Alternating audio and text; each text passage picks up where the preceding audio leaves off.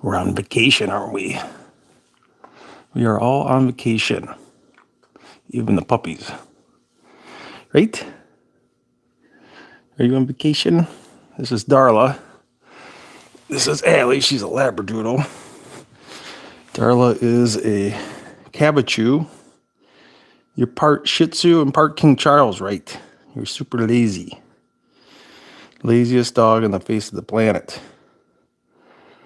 The laziest dog and the smartest dog. Because you got a lot of doodle in you. And lab. It's more lab than doodle. This one is just super lazy. You slept in today, didn't you? Right? Right.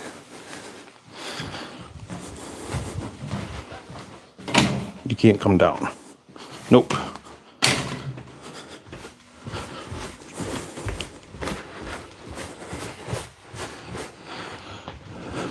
Well, for some of you that are trying your hands on a nailer, we got plenty of them in stock.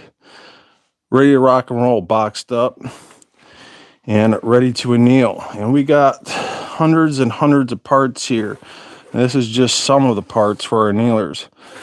We got brass stopper blocks, fence blocks. We got shim plates, motors, speed controls, power supplies, drums, everything you need, my friends, for nailers. And they are boxed up, ready to go. And like I said yesterday during the live event, I am on vacation. And I am just giving her hell. Wake up in the morning. If I feel like reloading, I reload. So once again, thank you for joining me live, reloading. And if you were with us yesterday during the live reloading event, some of this was still a little wet. Apparently I didn't dry this long enough. I think I set this a little over an hour, about an hour and a half. Apparently that wasn't enough because it was sopping wet right out of the wet tumbler. So this is all prepped up, ready for primers. I'm going to get this out of the Lyman Cyclone case dryer. And these should be bone dry now. Cannot be seating primers if you got wet primer pockets.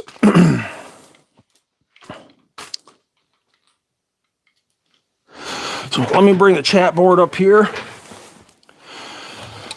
To the point, informative, entertaining, and protecting the Second Amendment. Welcome back to Elster's Rifles and Reloading. And I got to get my safety glasses on because we are seating primers and dropping powder. And let me get the chat board up here and make sure that my sound is working. And if you're out there, make yourself known, especially if you're new and you're trying to reload for the first time. And make sure reload for the first time. Sound is good. And it looks like Daniel, God is my judge. He's saying, yo.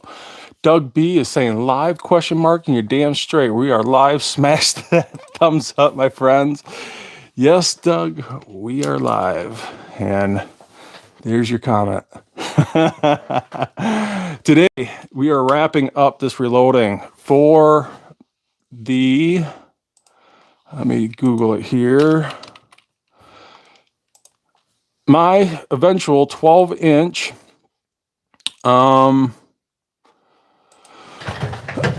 12-inch Grendel upper that's coming in next week, and I got to get this ammo done today. So Scott and I could go shoot this together. Let's see here. Railed uppers. 6.5 Grendel.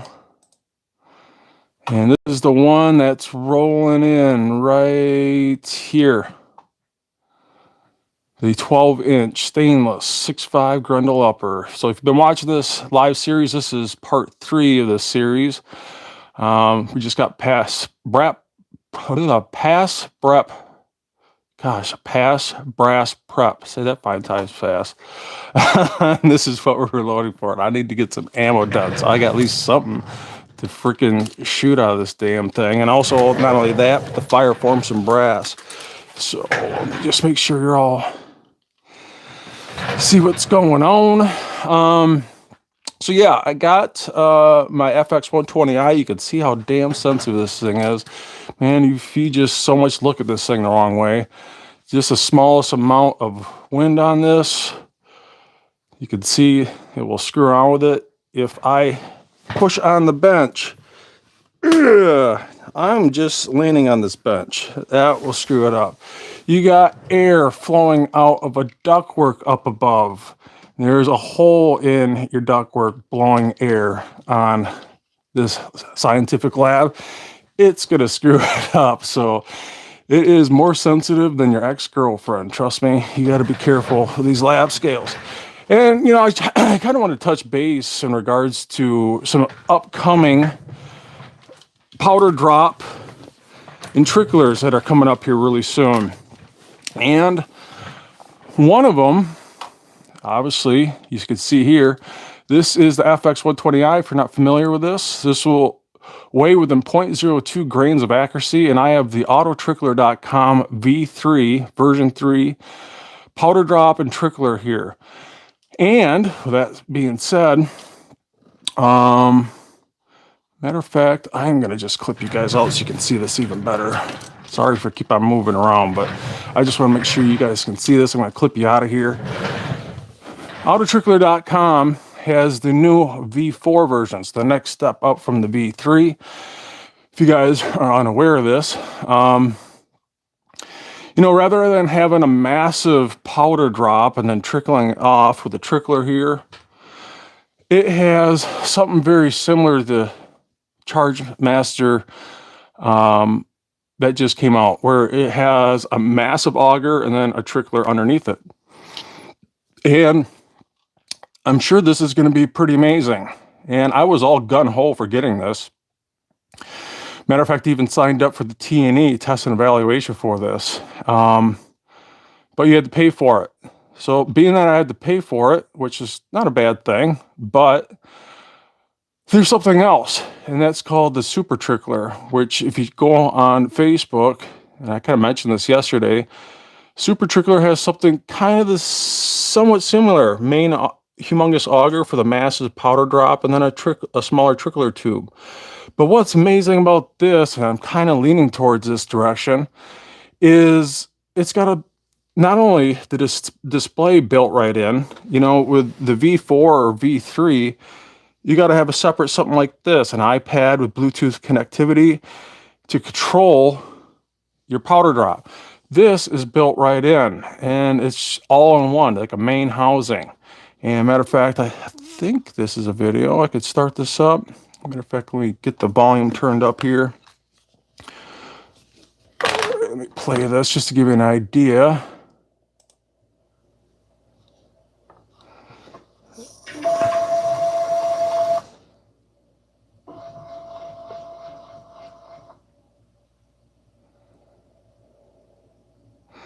And that also drops within 0.02 grains of accuracy. And, you know, I'm kind of really leaning towards getting this rather than the V4. They kind of do the same thing, but like I said, I believe they're going to be damn near the same price. And this is like an all-in-one housing. It's like a 3D printed housing. And this also has built-in AI, according to these guys. Let me see if there's any other videos here. Let's see. Wide shortage of electronic trickler tubes that deliver horribly at 1.92 grains. In the middle of the screen, below the powder cup indicator, you will see the scholar's hat. This icon depicts that self. And they're talking about this AI function. It has Here goes the second built-in artificial intelligence. It overshoots by 0.14 grains. And you may have noticed that it went about the process slightly differently, calling on the fine trickler. Now the third attempt.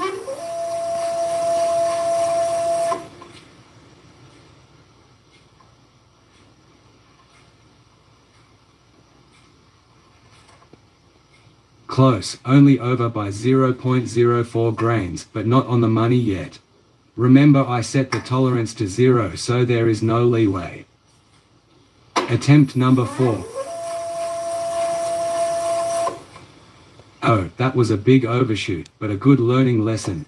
If you look carefully, you will see that every time the AI learns a lesson, the scholar's hat turns from blue to green. Attempt number 5. And the Super Trickler AI nails it. 20.00 grains. Allowing no tolerance with sticky... And just like that, with this built-in AI, it's kind of just adjusts itself to get the right powder drop. I just found that kind of amazing, and that's why I'm kind of leaning towards this Super Trickler, but it sounds like they're not going to be coming out with this till the end of the year. It's going to be something in the same price realm as the V4 Trickler, kind of the same thing. I mean, I'm not totally sure what's going behind the curtain here with how he developed the auto trickler for it. I just don't know because it hasn't really come out yet. But with that being said, I'm kind of leaning towards that Super Trickler, so I'm kind of hoping they could send one of these my way so I could test it out for you guys. So I'll definitely keep you guys updated if that ever comes to fruition. But let me just double check, make sure who else is rolling into the reloading room here. So Abigail Finnegan's is in the reloading room. Daniel God is my judge. I got to reload to 4570. Gun hunt season less than 2 months away here in Ohio. No joke. That's kind of what I'm doing with this 12-inch PSA 6.5 Grendel upper. It's going to be kind of the ultimate deer hunting rig, especially for brush hunting. You know, if you're taking shots of 300 yards or less, this should be amazing. There should be no reason why you shouldn't be close to a minute of accuracy.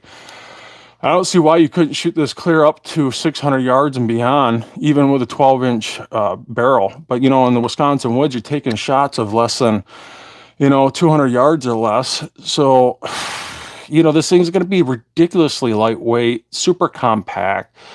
It comes with adjustable gas block, so I can make sure it's not overgassed. Yeah, I'm going to throw a SFP, second focal plane, 1 to 8 power Vortex Strike Eagle scope on it.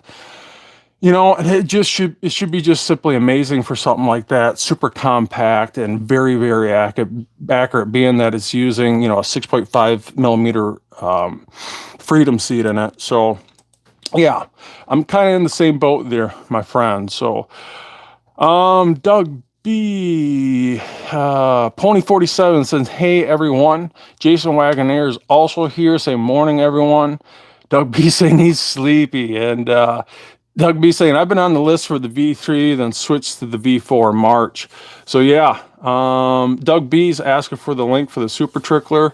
You're just going to want to jump on Facebook and hunt down that closed group. Just jump on Facebook. If you're not on Facebook, find a friend that is, and then search for Super Trickler. You will find it. So Texas 2A saying, "Good morning, patrons, USA." That's right. Thank you for joining, my friend. So yeah, that's what I'm doing here. I'm seating primers. This brass is all prepped up. It's dry as a bone now for sure. If you're new to the game, you want to make sure that it's bone dry. I recommend taking a piece of brass like this. Just go like this. And also on the primer pocket. And if you see any beads of water, stop. You need to dry that more. You definitely don't want to seat primers. You get any water in that primer, there's a good chance it will not work in the future. Especially when that fire pin comes home and strikes that bad boy, it's not going to work. So, sound is good. Chat room's going. Let's get going on this. I got the FX120i warming up here. And while that's warming up, I am going to seat some primers. So I'm going to grab my primer flip tray here. And I have 50 pieces in here. And I pulled out some unobtainium, also known as small rifle primers, or any primers of that fact. And I'm going to grab my pickup tube for small primers. I have 2 pickup tubes here for those that are absolutely new. I have one here for large and one for small, and I'm also going to need this weight rod. So set that off to the side. You can kind of see just by looking at the hole difference between these two. One is obviously bigger than the other. And 6.5 Grendel uses small rifle primers, so we're going to get rid of this one. Set that off to the side. Get you guys a little up close and personal here. And I need to get this damn cord out of the way. It is just all up in my grill. What is going on here? Sorry, just got to get rid of this cord. Throw that off to the side. All right. So I need 50 of these bad boys. So easy way to do this is there's 100 in here.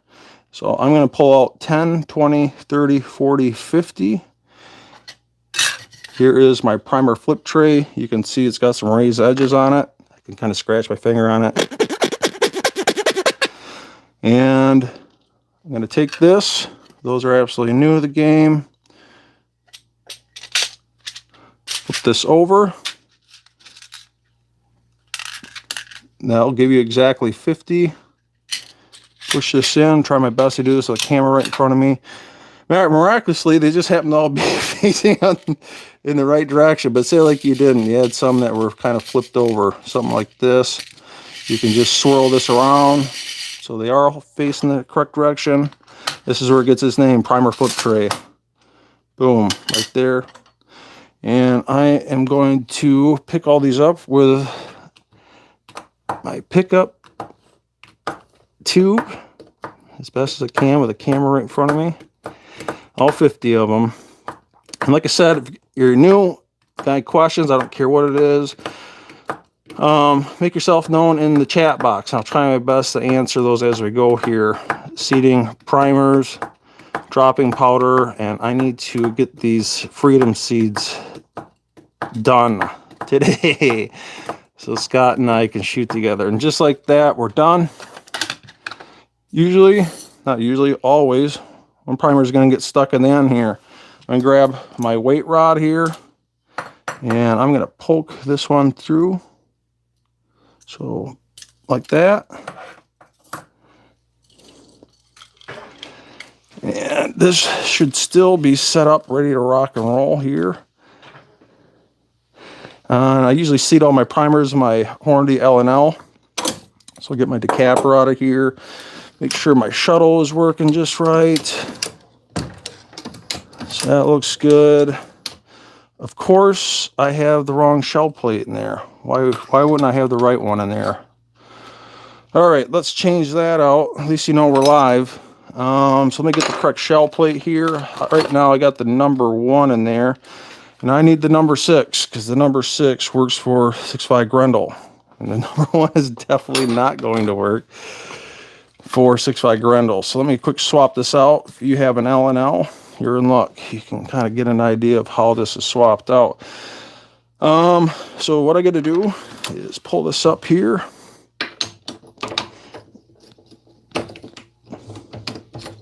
Swap out this shell plate. Let me show you how a Hornady lock and load system works. So this is the number 1 plate. Set that off to the side. Comes with a spring. Get the correct shell plate on there. Number 6.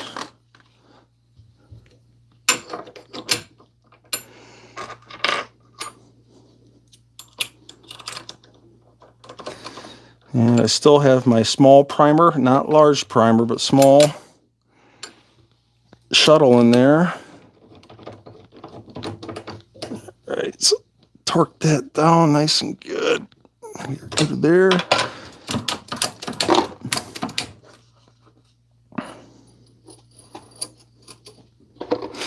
And usually, you know, I still use the Hornady L&L, not as much as I do now that I have the Forcer coax press. Usually it's a precision reloading or not seeding primers. I'm using the Forcer coax. Anything to do with seeding primers or pistol ammo, I'm using my progressive press. Matter of fact, if you check out my playlist area, if you're trying to learn how to reload for pistol, a very in-depth start to finish series, a 2-part series showing how to reload for 9mm using the Hornady L&L. And there's a lot of good information there, regardless if you're using the Hornady L&L or not. I definitely check that out if you're trying to learn how to reload for pistol. So we should be good to go here. All right. At least you know we're live. So here is my pickup tube. I got my weight rod here already in the tube. There is, I call it pin right here. It's holding all these primers from falling out of this tube. I'm going to put this in the top, pull on this pin. That will drop and transfer all the primers into the drop tube. And I have the small primer drop tube inside of the L&L. Always put your pin back in so you don't lose that damn thing. If I had $1 for every time I lost that damn thing, I would be a millionaire. Probably not, but at least I could buy a new press. All right, so I'm gonna snap you guys out of here. And you can see here in the shuttle, there is nothing in there. I'm just gonna make sure that this functions. You can literally hear the primer drop. And just like that, there is a fresh new primer right there, ready to be inserted into the primer pocket. So let me just double check your comments here before I see these primers. Try my best to do this live.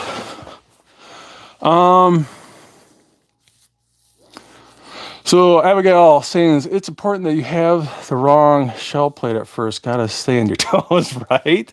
I mean, geez, at least you know I'm live. Chris is saying lots of light, and I have the KMS squared lighting systems. I've tried other press lighting systems in both of my presses here, and nothing even comes close to the KMS lighting systems for not only my Forcer coax, but my Hornady L&L. Matter of fact, check out the description box below. I have affiliate links to Amazon for that KMS lighting. Hands down the best press lighting that you can get. I've tried them. Not tried them all, but I've tried another well-known press lighting, and not even remotely close to being as bright as that KMS squared. So check out those affiliate links below. It definitely helps out my channel. Regardless if you got a Forcer coax, L&L, or Dylan, you name it. Bob is saying buy a Dylan, and I agree with you, man. Trust me, if I was to start over, I probably would have got a Dylan XL.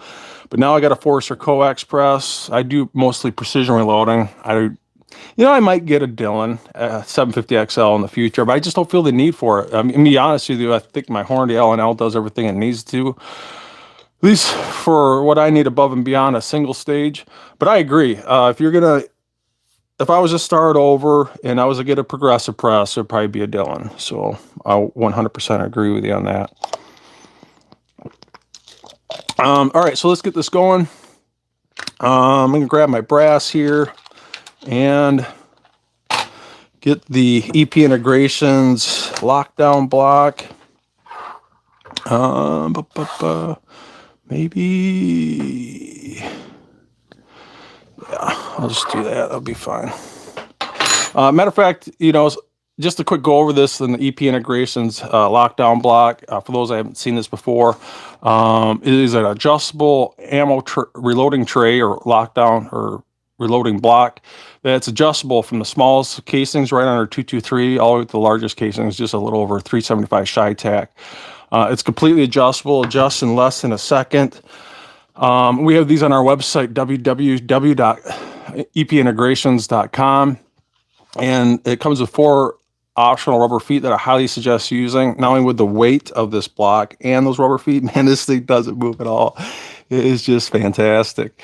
So let's get this going, and I am going to get you guys off to the side here so you can kind of see everything. So that should be good. In fact, I'm going to raise you guys up here a little bit so you can get a better view of what's going on. That should be good. Sorry, just at least you know it's live. All right, that should be good. I think I got you out of the way enough here, so I got room.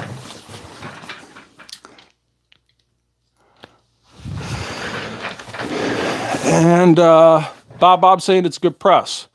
And like I said, that Dylan X 750 XL is probably what I would get if I was to start over. All right, so enough said. Let's seat some primers here. So at least with this, I like to do what's called the tabletop test. I double check just that the primer seating just below flush. And what I do is I make sure that primer seating below flush. I do what's called the tabletop test. I slap this down on the table. And if it slaps down fast and flat, then I know that the primer is seating just below flush. It's not sticking out. And if it is sticking out, you're going to have a bad day. You can get what's called a slam fire. And trust me, you don't want that. What will happen when that bolt strips that cartridge off the magazine? What can happen if that primer's sticking out is that bolt face can set off that primer before the casing or cartridge is completely in the chamber. And if that goes off before the cartridge is in the chamber, it's going to explode. And trust me, you are going to have a seriously bad day, and you don't want that. It's not good. So yeah, I just quickly inspect it, make sure it sits flat, sits flat and fast. It doesn't wobble. If I was to take this off and it started wobbling, that instantly tells me, oh man, that primer is sticking out just past flush. And that's not going to be good. You don't want those slam fires. So, and this is brand new brass. And I'm feeling the tension of that primer being inserted into the brass as I feel that tension through the press handle. As I go forward to seat that primer, I could feel that tension of the primer being inserted into the primer pocket. And why is that important if you're new? Is you want to feel the tension. You want to feel some good solid tension. A nice solid primer. Tight primer is a good primer. And if you have very loose primer pockets, usually is a good indication that your brass is at the end of its life. If you have very loose primer pockets, especially they're so loose you don't feel any tension through your press handle as you're seating those primers in comparison to the primers you seated before, you're going to want to throw that brass away. And what's going to happen is your primers are going to start blowing out, and that's also not good, obviously. And that's when you just need to trash that brass. And that's why I always suggest keeping track of the longevity of your brass from start to finish. So you pull out a new batch of brass and you start that reloading card. I use index cards, and I'm about to fill that out here in a little bit once you figure out our powder drop. You want to make sure you're keeping track of the amount of fires on that brass. And I will do that on anything I reload for. It doesn't matter if it's an AR or a precision bolt action. I keep track of that brass and how many fires are on that brass. If you're not keeping track of the amount of fires on your brass, you are just doing guesswork. And guesswork in the reloading room doesn't mix. So make sure you're keeping track of the amount of fires on that brass. And like I said, I'm going to fill out this info card here once I get all 50 pieces seated here. And we can go on this adventure together. So jump in the chat room, say hello, smash that thumbs up.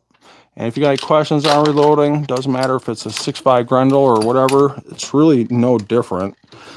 Whether it's 223 or 338 Lapua. See, that one actually wobbled a little bit. I put it back in there and I made sure that was well seated. Did that tabletop test again, and it sat down flat and fast. See? And maybe I don't have this primer seater screwed in enough. There's a good chance of that.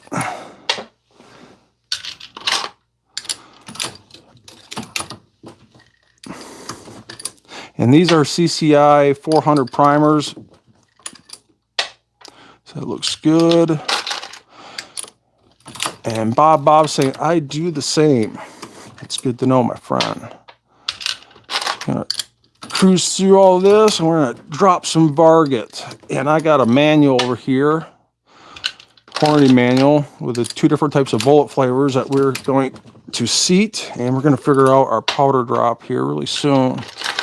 So I'll see if I can cruise through this as fast as I can. And at this point, after brass prep, you want to do what I call is baby the brass. You want to make sure that you don't dent that case mouth opening. You know, you don't want to be banging these pieces of brass together, and the smallest dent that's even inconceivable to the human eye in that case mouth opening is going to scratch or mar or strip off part of that copper jacket of that bullet when you go to seat it. And it's going to ruin the accuracy of that bullet. So at this point, when you're done with brass prep hell, you want to make sure you baby your brass to make sure it's not denting that case mouth opening. Especially if this was to fall on the floor, hit the concrete. Hopefully it doesn't hit the concrete with the case mouth opening first, because that would really suck. You are probably going to have to resize that brass and make sure you straighten out that case mouth opening before you seat that bullet.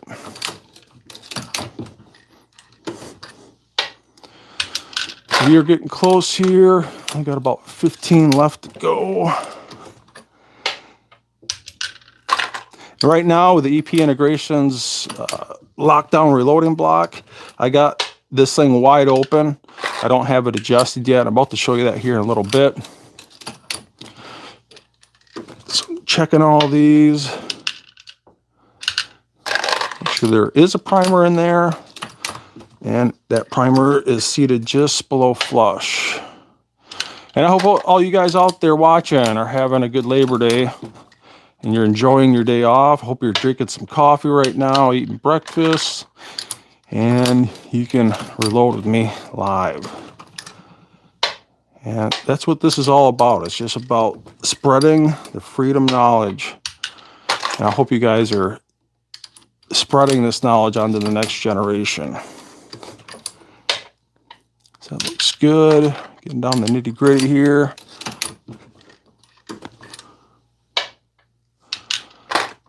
9 more to go.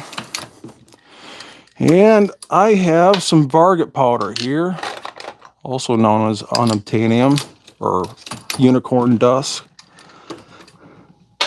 It's impossible to get right now. Wouldn't say it's as impossible as primers. Primers are the hardest component to get right now, hands down. Which is so weird. You'd think by now we'd be over the stupidness. This just makes absolutely no flipping sense why those shouldn't be back in stock by now. I don't know if it's a collection of people just not wanting to work, or someone just buying billions of dollars of primers and throwing them in the trash just to screw us over. Right? Jesus.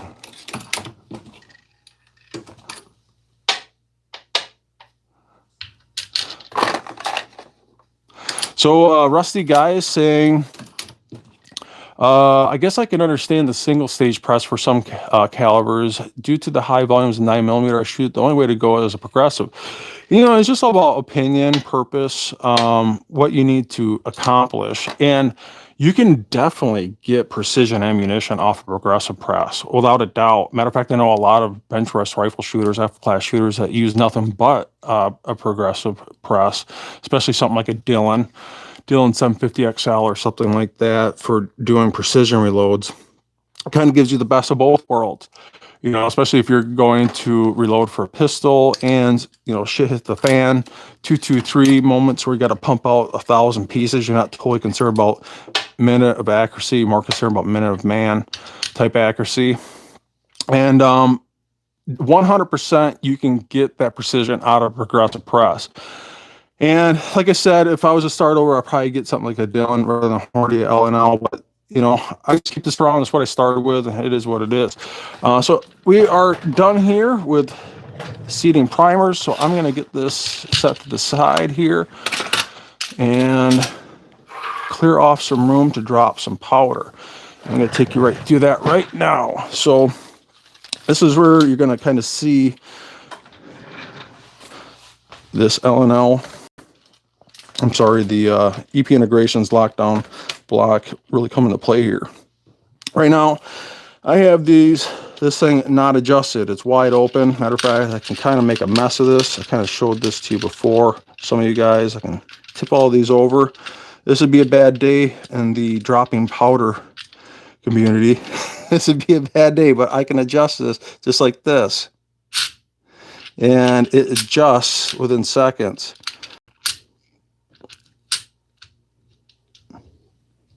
And I can, if I want, I can really lock this down. So what I do is I put my fingers here, put my other two fingers here, kind of push with my thumbs this way if I really, really want to lock it down. So you could see how these don't move at all. Or if I want to, I can feather this off ever so slightly. So I can feather this off and I can pull these in and out really, really easy. So, but being that I'm dropping powder, I'm probably just going to lock these down. And what I can do is when I'm done dropping powder, I can loosen this back up. Like I said, these are available on our website, www.epintegrations.com. We ship to the 50 states, $124. It's a very premium reloading product, all billet 6061 aluminum. It's got a nice chamfered edge around the perimeter, the inside of these square holes. Has a chamfered edge. As a matter of fact, the corner of these square holes is the exact radius of a 223 casing, but it bites down regardless of what the cartridge is. Like I said, this will work on just below 223 and just above 375 Chi-Tac, and that 223 radius of these square holes works amazing. We got this patent pending, and so far I am really, really happy with it. And this has the rubber feet on it on the bottom. So 4 rubber feet, and that actually comes loose. We don't put those on. If you want to put them on, you can. If you want to leave them off, you can do that too. But with the weight of this block, and I am pushing on this really hard, and it doesn't move at all. It's just a phenomenal, phenomenal product. And so I'm going to grab one of my Lee powder funnels here. I'm going to start dropping some powder. So I got to get this FX120i squared away. I got to fill this up with some powder. And before I do that, I'm going to get some water here. Double check your comments.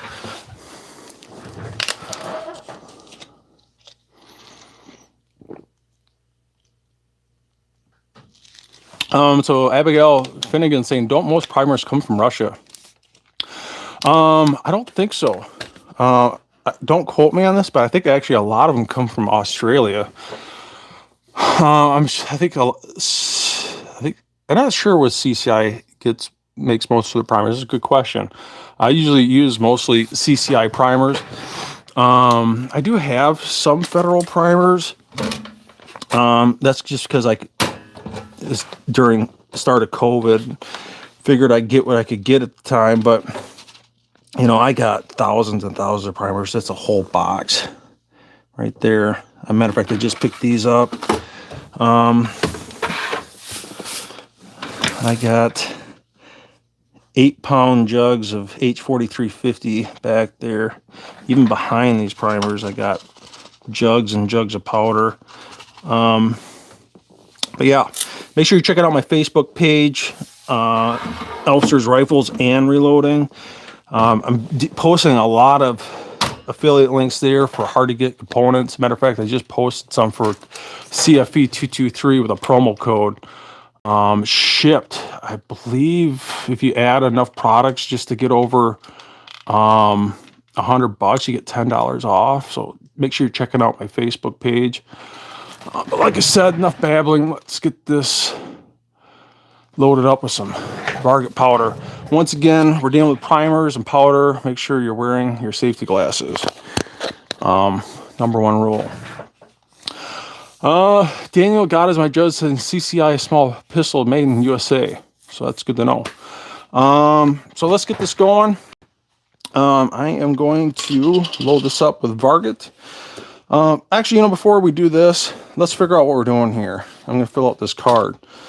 And like I said, you want to make sure you're keeping track of what you're doing with reloads, start to finish, an entire life of your brass. And we are using Hornady 6.5, 123 grain SSTs. It's got a ballistic tip with a cantilever. It's got a boat tail. Just to show you those quick. That's what they look like. So this is the boat tail. It's not a flat base bullet. It's got a cantilever ballistic tip. Great bullet for hunting purposes. Other hand here, exact same grain weight, 123 grain. Very similar bullet, but this is an ELDM match, specifically for target shooting and long distance shooting.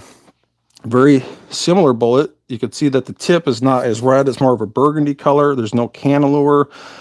Like I said in my previous series, I don't crimp, never will crimp. If you want to crimp, you can crimp if you want. I just don't. This also has a boat tail, a little bit higher bullet coefficient on that, or BC. And being that we are reloading for that, I'm going to check out my reloading manual. As a matter of fact, I took a picture of this, and we are seating these 123 SSTs, 123 ELDMs. It gives us our cartridge overall length, which is identical, 2.245. And it kind of touches base with the BCs here, but what I'm more concerned about is what powder drop rate we're going to drop. And being that I'm sure that this isn't remotely close to being fire form, I'm not totally concerned about the accuracy. Matter of fact, I want to break in this barrel anyway, so I'm not going to really do much for load development here other than get fire form brass. And I am using Varget because I have a metric shit ton of this. And this maxes out at 28.9. Matter of fact, I think with Scott's, being that his had a 20-inch barrel, we dropped, I think, 28.7, if I remember correctly. This has a short barrel on this. This is not 20 inches like Scott's. This is 12 inches. And because of that, thank God it's got adjustable gas block, which is super nice. But I'm probably going to go somewhere between these two. I'm not going to max it out. I'm more concerned about just getting fire form brass. I want to kind of push the extreme so I can make sure this expands as much as possible in regards to fire forming to my particular 12-inch 6.5 Grendel PSA upper. So I'm guessing I'm probably going to go about 0.3, maybe 0.4 below this. So I'm thinking something like 28.5, somewhere just below, just above 28 total grains. So I'm thinking like 28.5, maybe 28.4, especially with a short barrel like that. You know, it would probably be best to use a powder that burns really fast with a short barrel. If you ever have a short barrel, you want to try and beeline it to a powder that burns ultra fast. You're going to try and burn that powder as much as you can at 12 inches a barrel. You got to remember, this isn't 20 inches like Scott's. I want a powder that burns ultra fast for short barrel firearms. As a matter of fact, for like my 5.56, I use XBR. I just don't have enough XBR in stock. I mean, I have CFE, this is pistol, H4350. I have Benchmark. Benchmark is on there. That might actually be a better powder to use, but be honest with you, I only have 1 pound of this left. I usually beeline it to stuff like Varget. So I have metric boatloads of H4350, more than I know what to do with. So that's why I think I'm not totally concerned about accuracy right now. I guess I'm just more about getting the gas block squared away, zeroing in that upper, and fire forming the brass. So I think I'm just going to use Varget, being that I have so much of it and I have so little of this. I don't know if I got XBR. I do have 1 pound left. I need to get another 8-pound jug of this when it's available, for sure, without a doubt.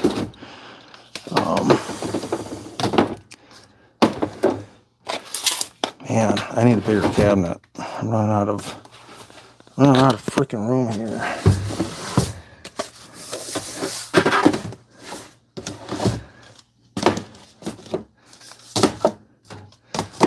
Just curious what I got behind here.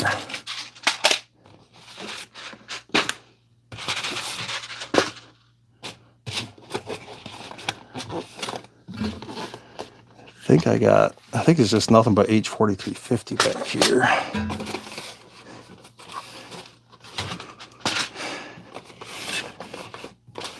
Yeah, that's just H4350, I think. H4350. Another 8-pound jug of H4350. Yep. So yeah, I think I need to definitely stock up on some XBR 8208. That's a fantastic powder for short-barreled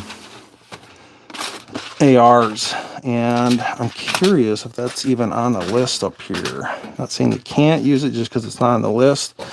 I'm just curious. And it's not. So yeah, like I said, I'm just going to use Varget. So in that, it maxes out at 28.9. Like I said, I think I'm going to drop somewhere around 0.4, 0.5 below that. So I think something like 28 point, I think I'm going to do something like 28.4. Setting that gas block, I want to go on the kind of the extreme of that. Plus, I want to make sure that this brass fire forms really, really well. So I'm going to fill out this card. So today's date is 9/6/21. I got 50 of these. And this is new Starline. 6.5 Grendel brass. And this is starting out, man, this is new brass, starting headspace at, I believe this was 1.2065.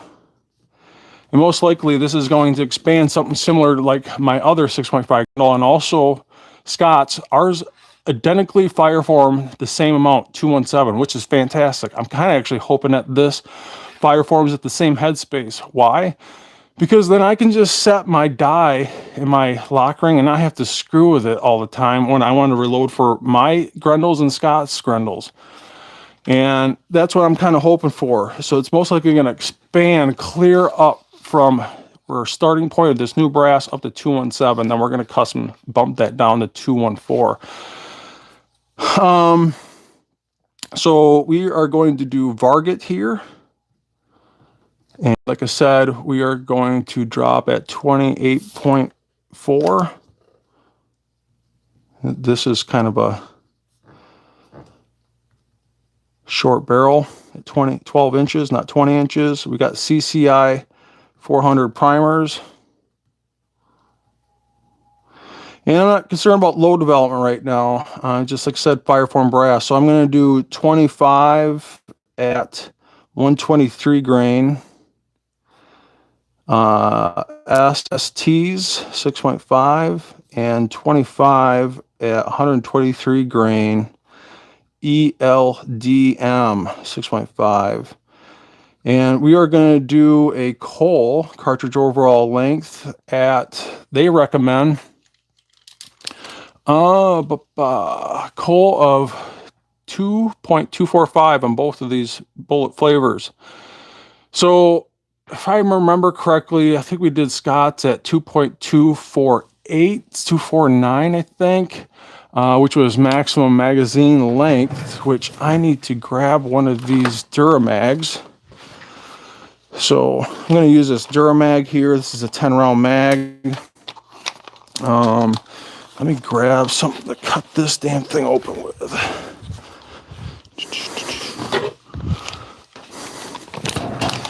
So I'm going to cut this open so I can make sure I'm at maximum magazine length. So this is a special mag designed specifically for 6.5 Grendel. I'm going to double check the follower here, make sure it's got good tension. If this dips down really easy on the front, it has weak tension on that magazine spring, I'd be concerned about it, but this seems pretty good. I know Scott's using the AR stoners there. So that looks really good. Throw that off the side. So I'm going to double check that coal right before we drop or finalize the seating on that. So I'm going to get some varget powder here, my FX120i. So I got this opened up. Try and do this without dropping powder live, because that would suck.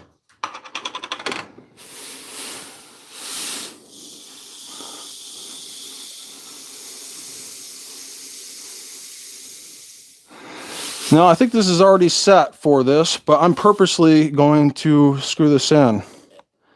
Just to show you if I had to set this up from scratch. For a reason, for those guys that are absolutely new to the game. I'm going to put some in my trickler here. Fill up my trickler.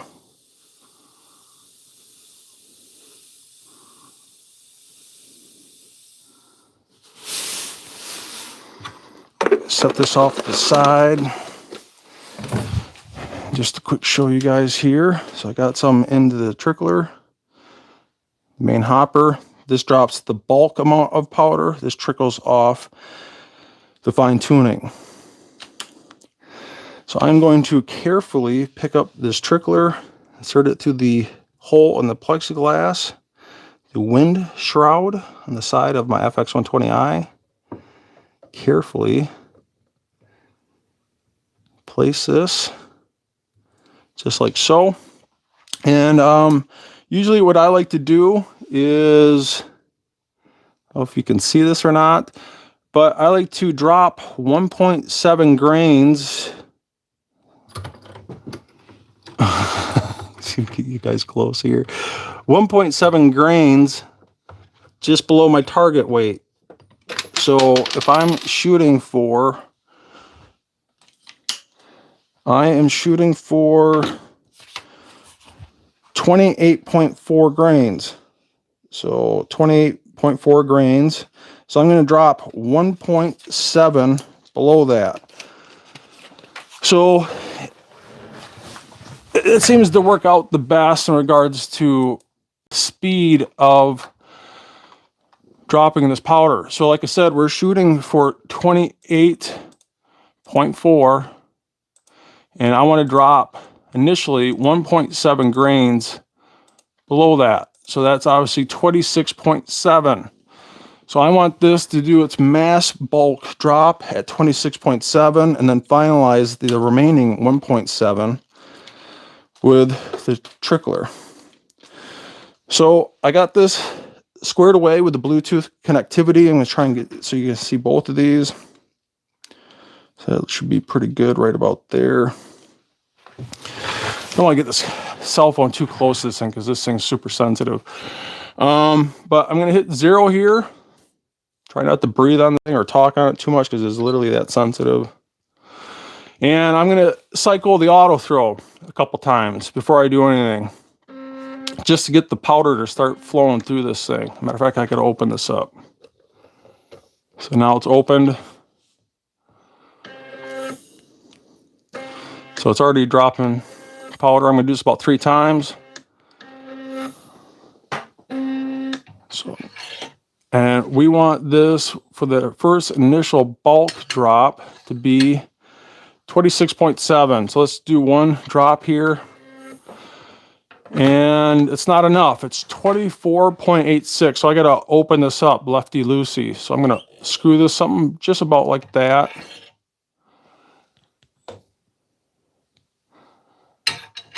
Back you guys up ever so slightly so you can see everything that's going on. I think you guys can make out this display. And hit this cycle auto throw again. So remember, we're shooting for 26.7 on initial drop. That's getting close. I'm going to open this up a little bit more.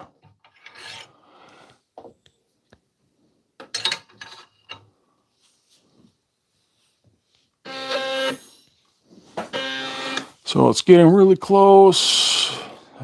Won't take much at this point. That'd probably be good enough, but I'm an anal bastard. I can't help it. Right there, 26.7 for the initial drop. The rest is going to happen with the trickler, so we should be good to go there. That's dropping exactly 1.7 grains of our target weight here, 28.4. I need to get some water because I'm babbling too much.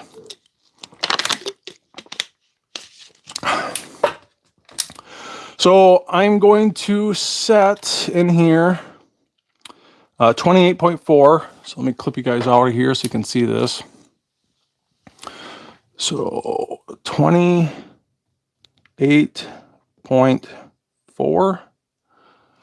And I'm going to tap to set target. You can see it's trickling off.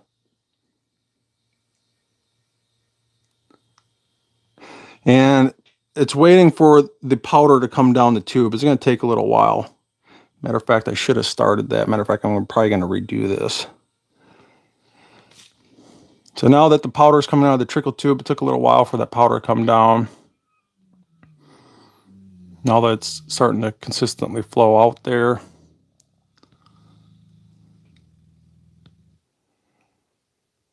So within 0.02 grains of accuracy, which is no joke, within 1 or 2 actual specks of vargot powder.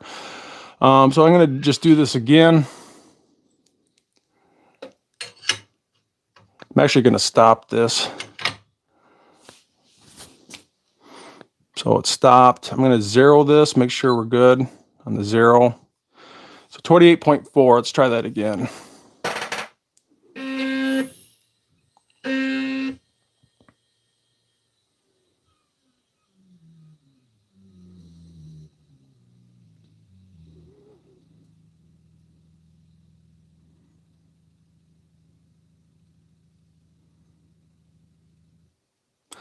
So right on the money, then 0.02. Like I said, the accuracy of this resolution is 0.02, and that's all I care about. 1 speck of individual vargot powder is about not 0.02, but damn near. And if it's reading this within 0.02, we're dropping, no joke, within 1 or maybe 2 specks of individual vargot powder, and that's where this thing really shines. So, and this is where I really got to pay attention to.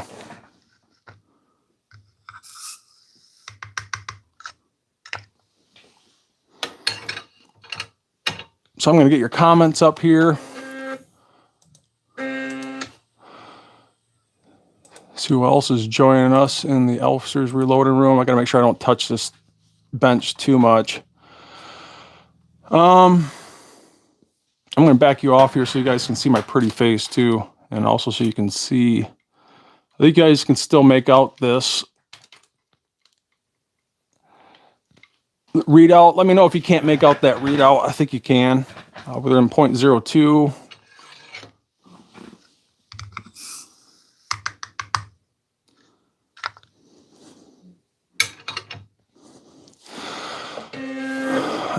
So Abigail fittings are nice. Now I just need a reloading setup and the components. The reloading setup might be pretty easy. The components might not be so easy.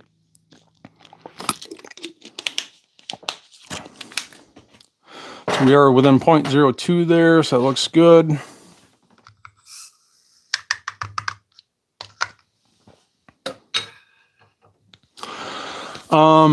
Yeah, the reloading components is the tough thing right now, especially primers. Primers are still non-existent for some dumb reason. Makes absolutely no sense. You can see how fast this drops. I mean, it's like within 10 seconds.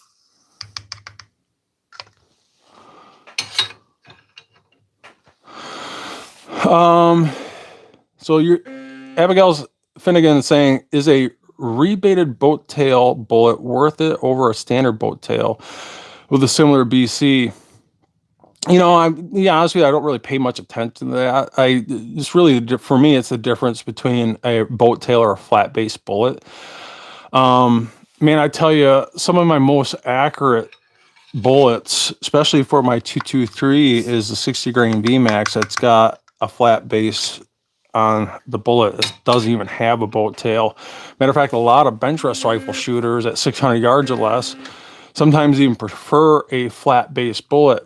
You'd be surprised how accurate flat base bullets can be. And I've kind of proven that in that last video with the Arc Optics scope. And shooting those 60 grain VMAX that have a flat base on the bullet,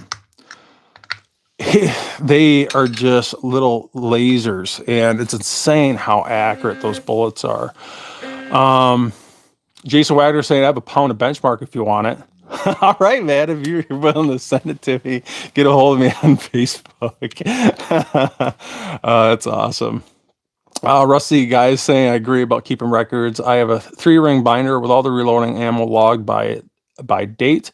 I even log range results with every load, and that's what you have to do. I mean, if you want to keep track, you want repeatable results, you have to do that stuff. And if you're not keeping track, at least with the amount of fires on the brass, you're not doing it right. You really got to keep track of the amount of fires on that brass. Especially if you're getting some good results with a particular load, you're starting to develop what's called a pet load, load that just works well with that particular firearm. You got to keep track of that information, and keeping, I don't care if you use an index card or even a piece of paper, you got to keep those records.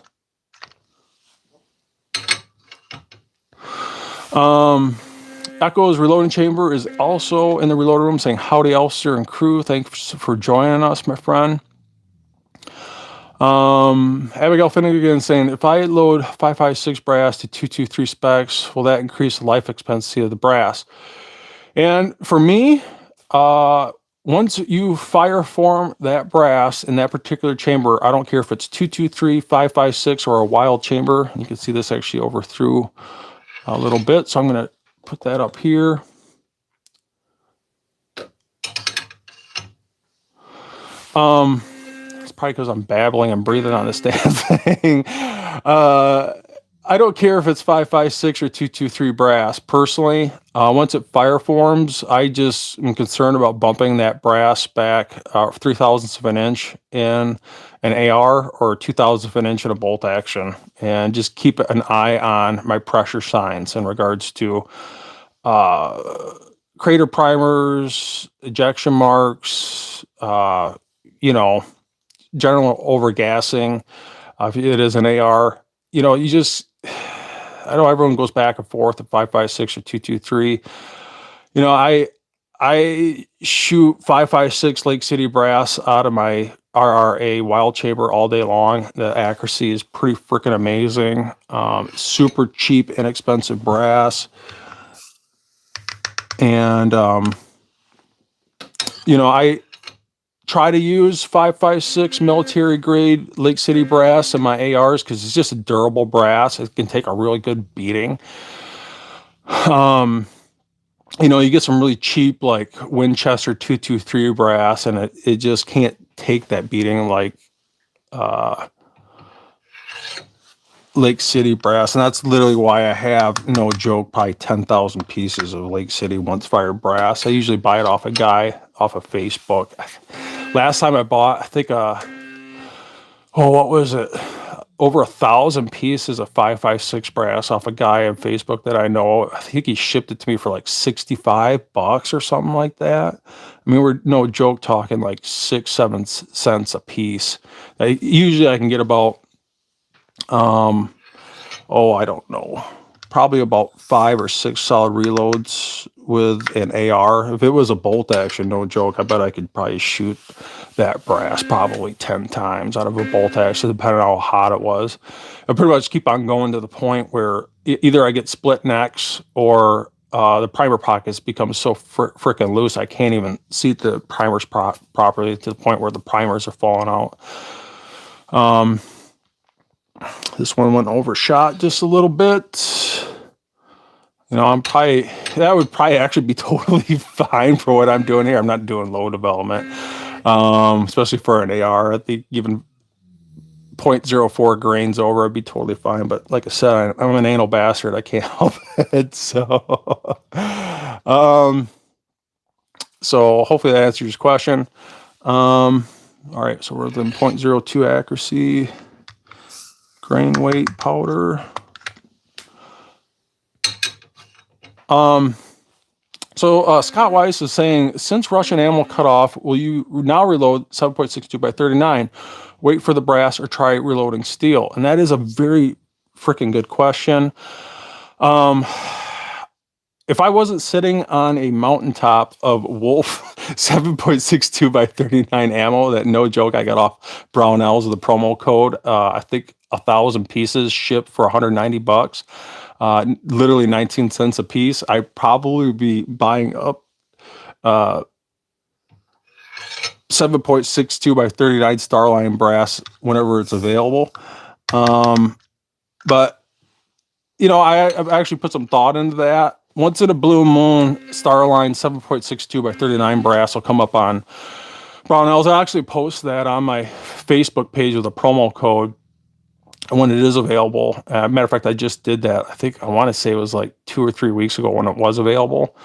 I almost bought some, no joke, just because, you know, they made the announcement that Biden went and banned all Russian imports of ammo and firearms.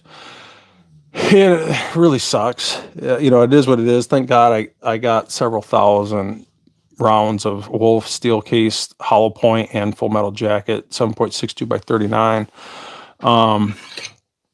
You know, if I didn't have that, I probably would be buying up any and all Starline 7.62 by 39 brass because of that. And matter of fact, I just might do that, to be honest with you. You know, usually if I'm shooting 7.62 by 39, it usually means I'm shooting out of an AK, which I don't care what AK you're talking about. They're usually a 4-minute. Usually, you know, really crappy AKs are usually 5 minutes of accuracy. You know, when I say minutes, a minute of accuracy, 1 minute at 100 yards is roughly a 1-inch group. The best 1 minute of accuracy firearm can produce is a 1-inch group at 100 yards. Most AKs are usually range between 3 and 5 minutes, maybe even 6 if it's a really crappy AK. Usually are about 4 minutes of accuracy. So the best that's ever going to group is 4 inches at 100 yards. That means the best it can group at 4 inch is 4 inches at 100 yards. That means it's going to be an 8-inch group at 200. It's going to be a 12-inch group at 300. You know, at 400, 500, you're literally spraying like a shotgun. You know, you're not talking the best accuracy out of an AK. And looks like I got 1 speck of powder dropped on. I'm going to stop this. I do have 1 speck of powder that did drop on my tray here. So I'm going to get this off. I stopped this. So I'm going to put this back on. You can see that 1 speck dropped that off 0.02. That's how accurate this thing is. I'm going to re-zero this, get back on track, and tap the set target 28.4. Back to drop of powder here. But yeah, I think I'm going to do that though. I do actually have a 7.62 by 39 10.5-inch AR pistol, and I actually have a full series on that. Right here. So I have a complete series using nothing but Wolf. I've yet to reload for this. This is the PSA Gen 1. This uses actual AR mags, not the Gen 2 PSAs that use AK magazines, which I absolutely hate. I wish they would go back to the Gen 1s that use a standard AR-15 pistol lower.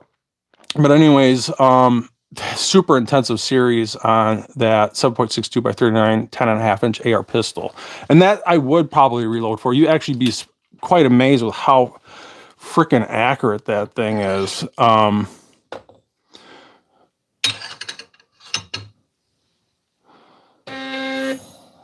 I gotta touch it and talk around this lab scale too much. Let's see how this thing performs here on this drop. All right, back on track. 20.4. So yeah, I think I might just do that. Actually, I think I'm going to re-zero this thing out. I might just do that next time that Starline brass comes up for sale, either on Starline itself, or usually I get it off Brownells with a promo code. It gets shipped pretty cheap with a promo code. Make sure I get this zeroed out. Slab scales are ultra sensitive.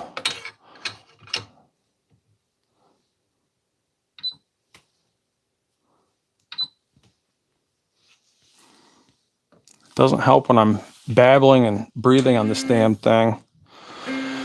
So hopefully that answers your question. But like I said, it really, really sucks that Biden went and did that. You know, he's got control of that ATF. They can come up with ridiculous rules like that at a whim without any legislative action out of the actual Congress that makes actual laws. It's just kind of BS. Not only that, but it goes along with those pistol braces. I mean, you know, the ATF is a executive. They execute the laws. They're not a legislative branch. They don't make laws. They execute laws. And so, I don't know. I could go on and on about that, but I'm not going to. I think you guys know what the hell I'm talking about.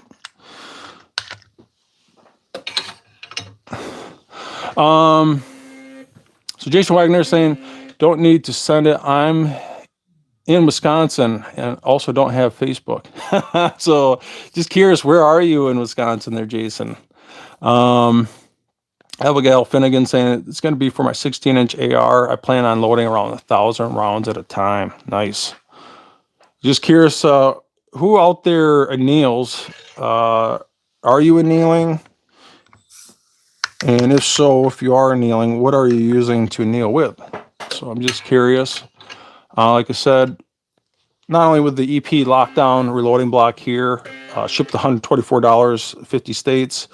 We also have the EP Integrations 2.0 annealer that can anneal from the smallest of casings like 300 blackout to 338 50 BMG. And adjust within 30 seconds or less without having to add or remove any parts. We also have that on our website, www.epintegrations.com.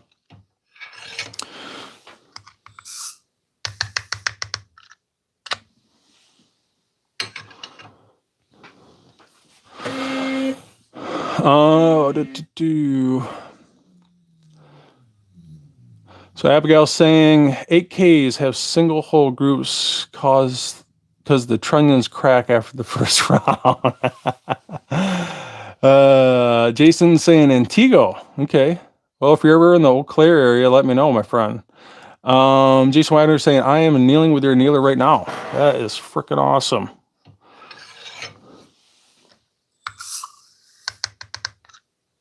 And being that this is new brass, I am not doing load development right now. Usually if I know I'm going to be within my desired bumped headspace, I might actually anneal. It just depends on the situation. If I'm doing load development with that batch of new brass, I might anneal. But being that I'm not doing load development on this anyways, I'm not totally concerned about annealing right now. But I definitely will anneal this brass on the second round of reloading for it. And I will probably do that live with the EP Integrations 2.0 annealer. Just to make sure I'm extending the longevity of that brass. I'm getting a nice consistent headspace bump, also consistent neck tension. That's where using an annealer really, really helps. I don't care what annealer it is. If you use our annealer or anneal-ease or a bench source or whatever, I really think you should be annealing. And I know a lot of people ask me this question, how often do you anneal? And I anneal literally every single time I reload, other than special situations like this where my desired headspace bump is so far off from where I'm starting out with the headspace on this brand new brass, and I'm adjusting gas blocks. I'm just zeroing in the scope, just trying to get fireform brass. I could really care less about annealing it. So that's why.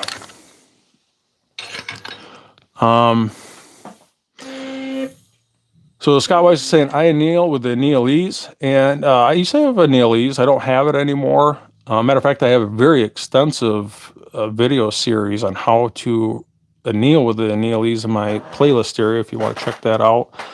At least using the glow method. I know that's a hotly debated topic of whether you should use Tempelac or if you should be using the glow method or whatever.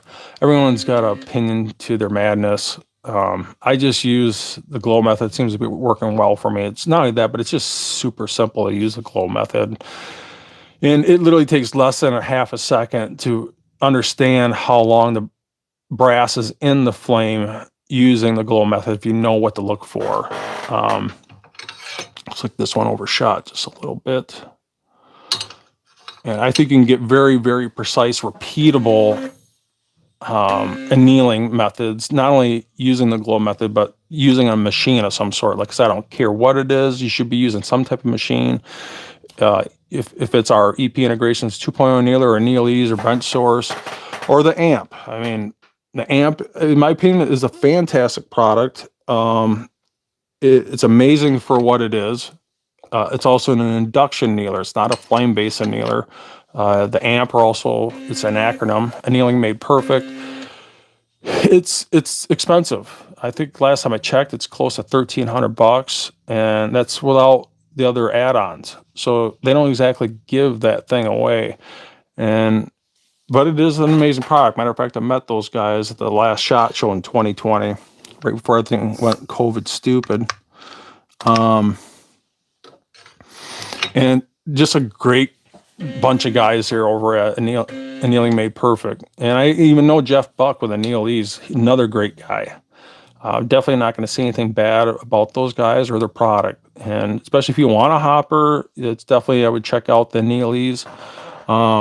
Jeff Buck is actually a really good guy. I've talked to him numerous times on the phone, and he really cares and thinks a lot about his product. But for me, this is just my opinion.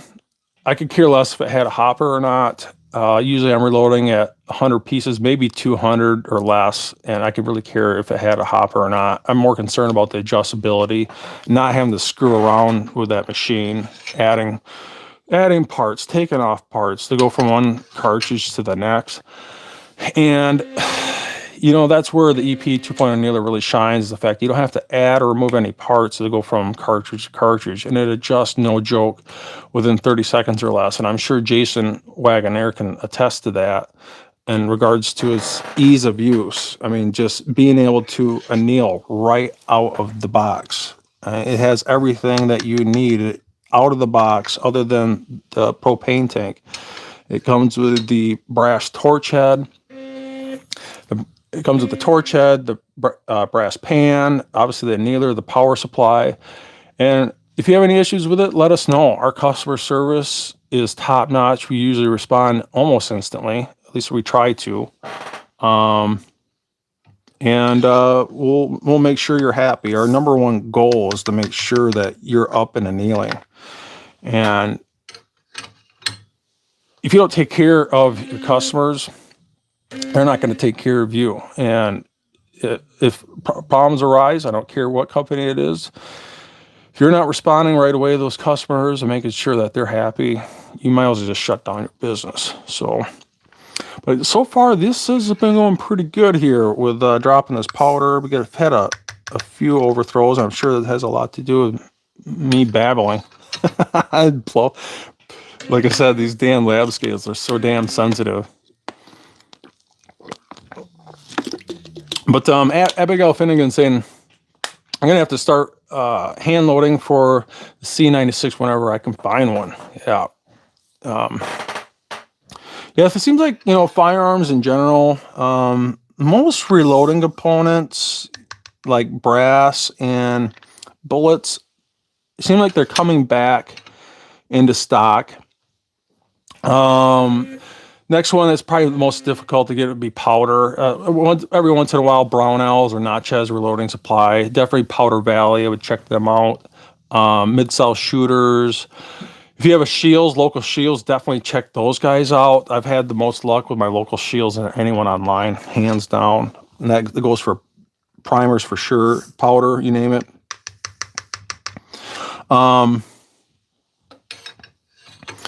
But like I said, and I'm just not saying this so you can check out my Facebook page. Excuse me. The affiliate links do help my channel because trust me, the good old YT doesn't make it easy on me and any gun tuber channel to that fact. But I post on there all the time affiliate links on hard to get components. If you're not following my Facebook page, you really should. The second they're available, I post them on there. And I get my order in right away. But I'm usually trying to help everyone else out there, especially when primers do come available. That's the first place I'm going to post is my Facebook page. So make sure you're following my Facebook page.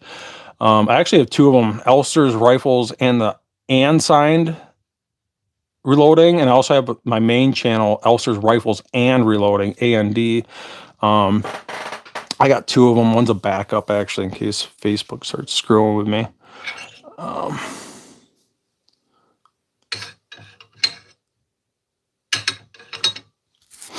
My main channel there, Elster's Rifles and Reloading. I think I got close to 5,000 followers on there. That's usually where I'm posting all those really amazing component deals. So make sure you're checking that out. So Jason Wagner is saying it's fairly easy to get it running for my Alpha Emissions 3 white brass. It's set at 31 and about 6 seconds of annealing. Man, did that one ever overthrow? Holy cow. What the hell's going on here? Just curious, Jason, do you use the glow method or are you using Templac? Or what are you doing to set the amount of time that the brass is in the flame? If you are using the glow method or not. You can check out the actual EP Integrations YouTube channel. We actually have an EP Integrations YouTube channel. And I have a very detailed video on there showing how to anneal with the EP 2.0 annealer and using the glow method. And like I said, just because I use a glow method, I'm not going to tell you that that is the right way to anneal. I'm just telling you that's how I anneal. If you want to use Templac or if you want to do some crazy voodoo, I don't care what it is.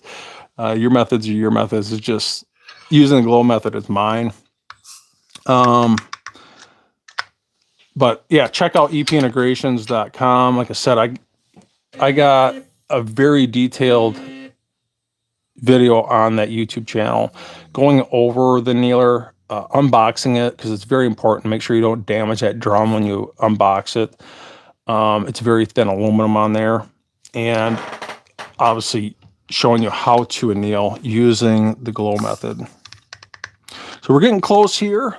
Got about 12 left to go. And then I'm going to seat some bullets, finalize all this, and this will be the end of this live series of me being on vacation, reloading. So if you got any questions, jump in the chat room and make yourself known. I'll try my best to answer those questions, especially for those that are new. I'm just curious, for those that are out there watching, are you new? And if you are new, are you trying to learn how to reload? Jump in their chat room and say hello and let us know, hey, I'm new. I'm watching because I'm trying to absorb this knowledge. And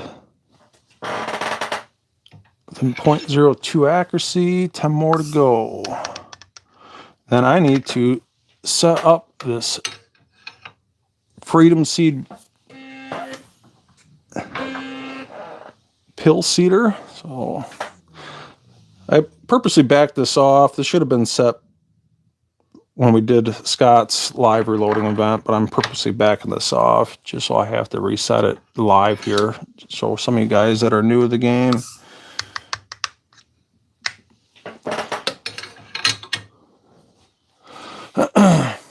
So far this is going pretty good. Like I said, I'm going to do 25 of the SSTs. I think I'm going to start with that. I'm going to set these off to the side so they don't get mixed up. Get my ammo box going here.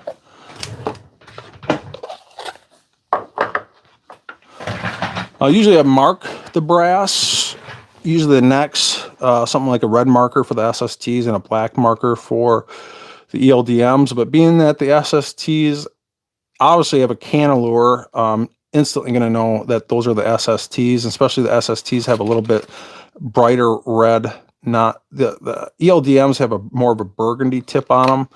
I'm going to know which ones are which. I don't need to mark this brass. So if you're new and if the bullet flavors look very, very similar, you're going to want to mark that brass so you know which one's which. Because that's why you get two different bullet flavors and they look identical. You're not going to know, especially if they're two different grain weights. You need something to decipher between the two.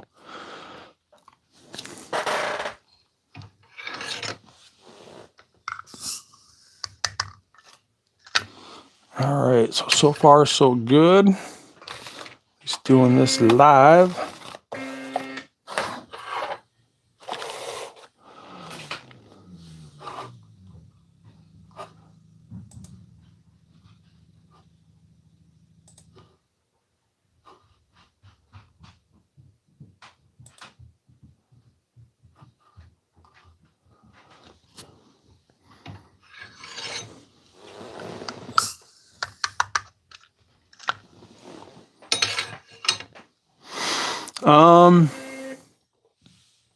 Man, I like that name. Freedom Lorian. That's a cool name, actually. He's saying newbie, getting restarted reloading. Used to reload on my father's equipment in the 80s. Lots of stuff has changed. And man, isn't that the freaking truth? You know, if you're absolutely new and you're about to buy your equipment, I highly suggest not buying a kit. I would part it all out. Matter of fact, I tell a lot of guys to watch my start to finish reloading series, especially the ultimate reloading series, if you truly want to learn. Watch that series. It's a lot of information to absorb, but what I recommend is right out of the gate, grab a piece of paper and a pen. You can write down on a piece of paper what equipment you think you need to buy as you're watching those videos to not only learn how to reload, but you can get an understanding of why you're going to buy that equipment. And not just watch my channel, but watch numerous channels. Kind of absorb all that information. And eventually you're going to have to jump in the pool head first and just commit into buying equipment and committing to reloading. You know, that you always, the first time reloader shooting that very first round out of that tube, you know, kind of wrapping a string around the trigger and hiding around the corner and yanking on the string for the first reload ever shot. But that's just part of the fun, you know. Sometimes, like I said, you got to commit, jump into the pool head first, and just sometimes the best way to learn is to do. And you can only sit there and watch so many videos.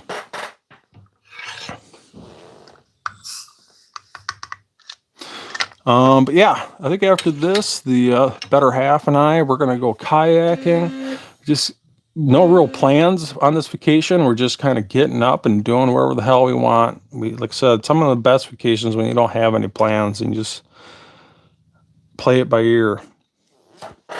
So we got one more to go.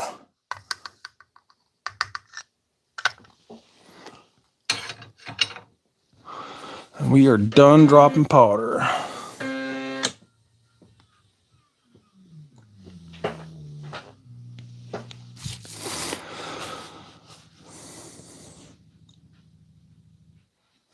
That's it. 0.02 accuracy. So I'm going to stop this.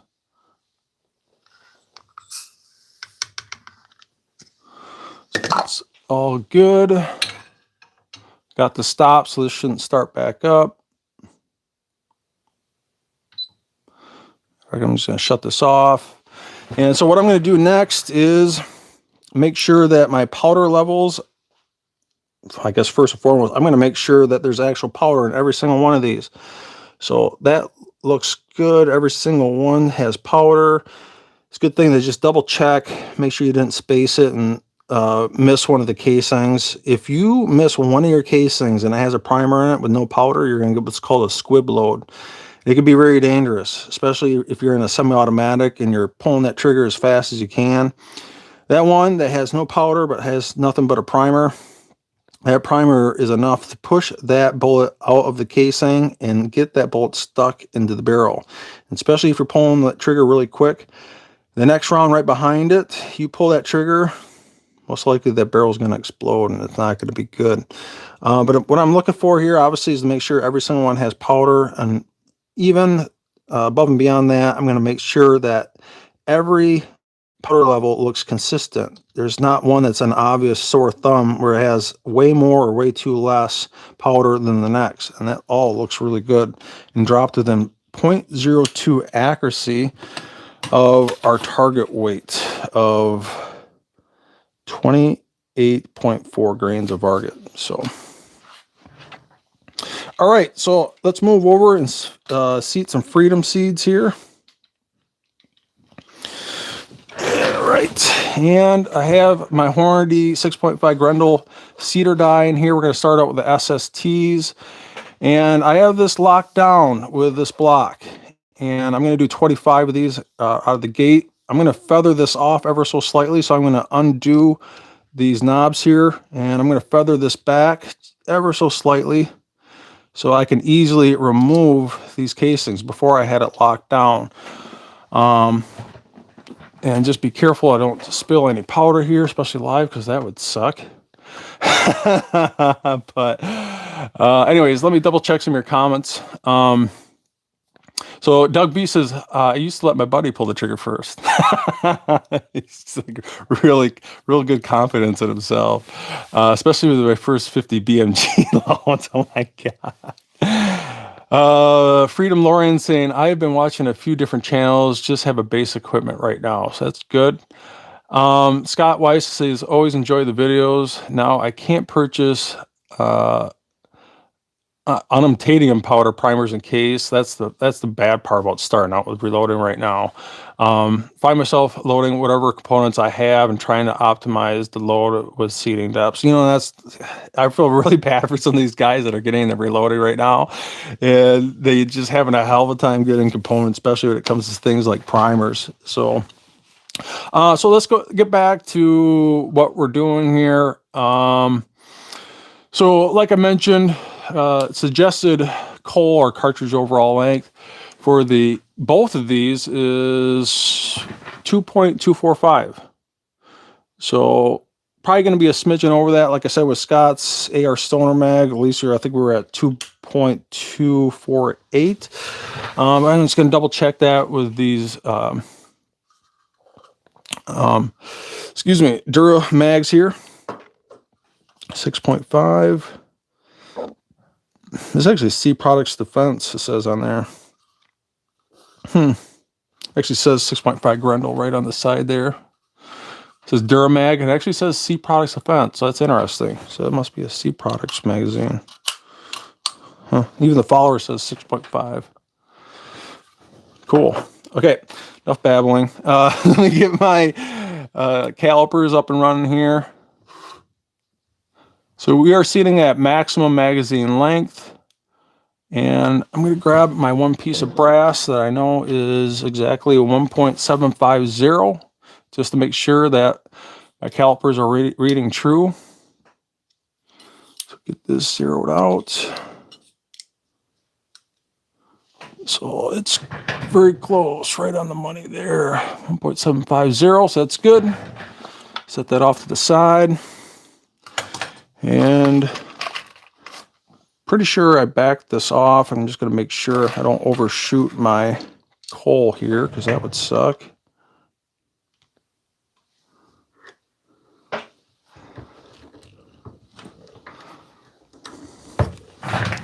So we are shooting for maximum magazine length. I can get your chats up here. I'm going to write this on the back so I don't have to keep on looking this up. Where's my pen? That was recommended at 2.245, so I'm sure we're going to be just a smidge over that. So that's what we're kind of shooting for. And this came out to, at least on the first initial seating, of 2.304, so we're way off that. So we gotta screw this down quite a bit. This is we're having a micro seeder is kind of nice. You can kind of gauge how much you're screwing this down rather than screwing around with it nonstop. So I'm going to get this down in that vicinity of 245, which I'm sure is going to be close to that cantilever for crimping purposes. And I do not crimp my bullets. You can if you want. I just don't.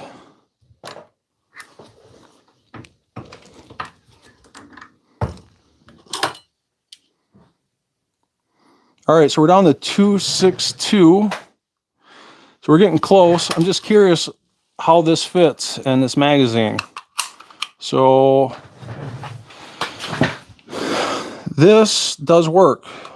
But with that being said, although it does fit, that bullet is damn near scraping on the magazine. It is really flipping close. So that is exactly maximum magazine length. But with that being said, we want some play in there. We don't want it so close that it's going to ruin the function of the ammo. So I'm going to screw this out ever so slightly. We're getting really close to our desired coal or cartridge overall length. And this is measuring off the tip of the bullet. Otherwise, if you're doing some precision reloading, you might want to go off the bullet's ogive, or where the secant radius of the bullet touches the lands of the rifling. I kind of went over the lands yesterday. We're at 2.25, so 2.257. So I'm going to clip this back in. Get a better feel of how much room. I usually like to see a little over 1/16 of an inch just for function purposes. And we're getting really close here. Looks like I might have a little bit more leeway in these Duramags in comparison to Scott's AR Stoner mag.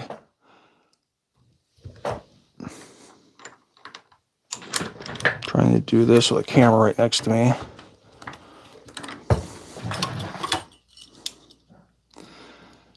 And that's 254. It looks pretty good. I think I'm just go a little bit more. I think that should be good enough right there. Yeah, so this is 249. I think it was kind of close to what we did with Scott. I think it was 248 or 249. Looks like we're coming up with about the same measurement with both magazines here, and that's an ample amount of room there. I'd say that's just about perfect. If I can try and get that on camera, I would say that's just a little over 1/16 of an inch of clearance there. So I think that's what I'm going to roll with. That looks good. So that's 249 in comparison to their recommended 245. So we're talking about 0.04 of an inch difference. That this is seated out further. The name of the game is trying to seat it out as far as possible. With that being said, you do not want your bullet touching the lands in an AR. You can kind of get away with it with a bolt action because you can feel that resistance. If it does happen to touch the lands in a bolt action, you can physically feel that resistance through the handle of the bolt. You definitely don't want that with an AR. You want to make sure you're at least a solid, 10 to 20 thousandths of an inch off the land for a semi-automatic for sure. So let me play around with my flow here a little bit more.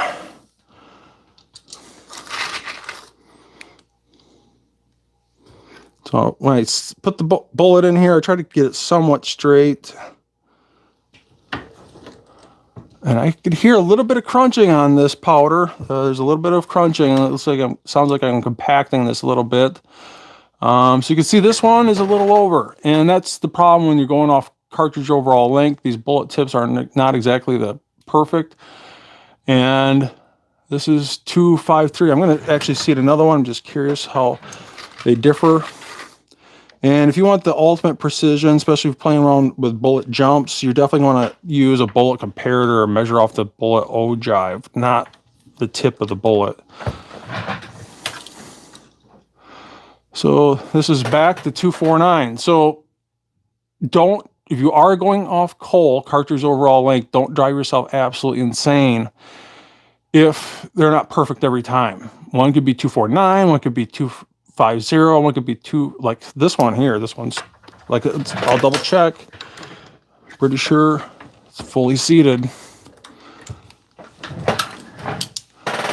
Yep, 251. So it's not going to be perfect if you're measuring off the bullet tips, because these bullet tips aren't exactly perfect.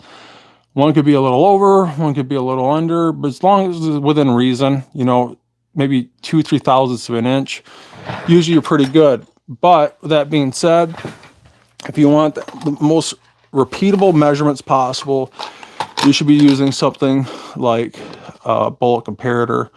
I think I got one here for 6.5 pills, where this, you insert this into the body. I'll just quick show you here. What the hell? I'm on vacation. Do what the hell I want.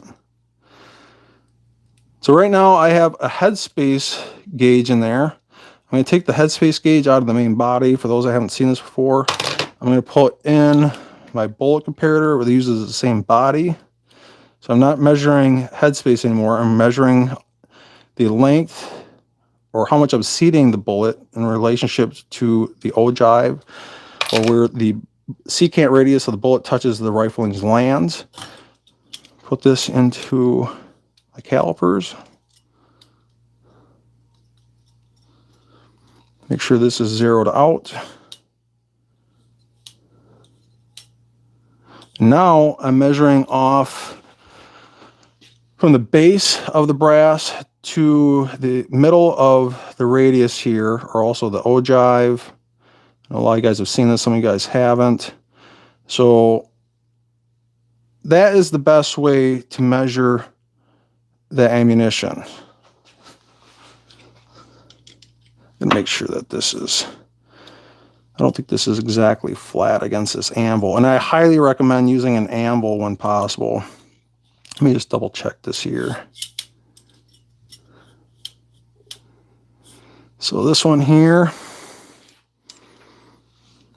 is 6755. I'm just curious what this one is.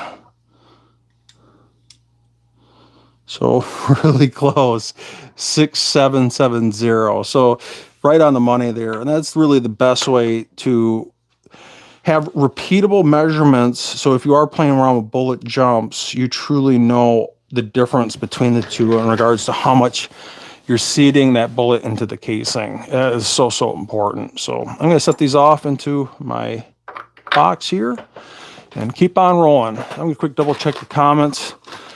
Otherwise, I'm probably going to pick up the speed here a little bit and then shut this down. So if you got any questions on reloading, make sure you are known in the chat room, or just jump in and say hello. So Doug B saying, I need some bark powder myself, really only thinking I'm lacking. And wow, you got a good name there. MR Pink WSPHX 602 saying vacation equals do whatever they want. Damn straight. So let's keep on rolling here. And I'm just enjoying my morning. Got up this morning, had some coffee.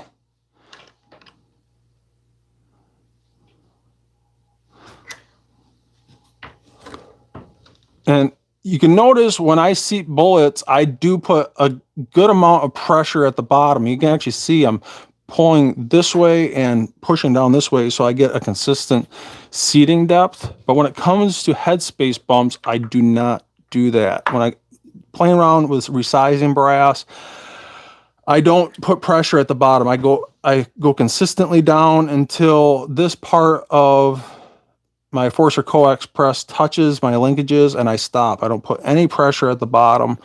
That usually gives very consistent headspace bumps. But when it comes to actually seating bullets, usually I'm putting a good amount of pressure at the bottom. That seems to give a really consistent seating results.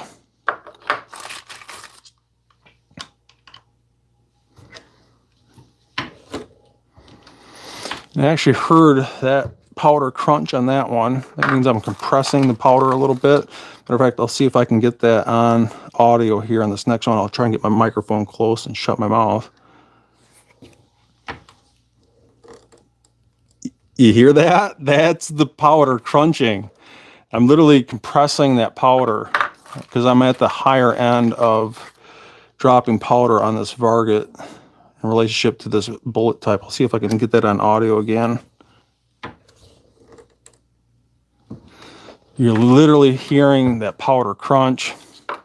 It usually means you are on the high end of the powder spectrum drop rate.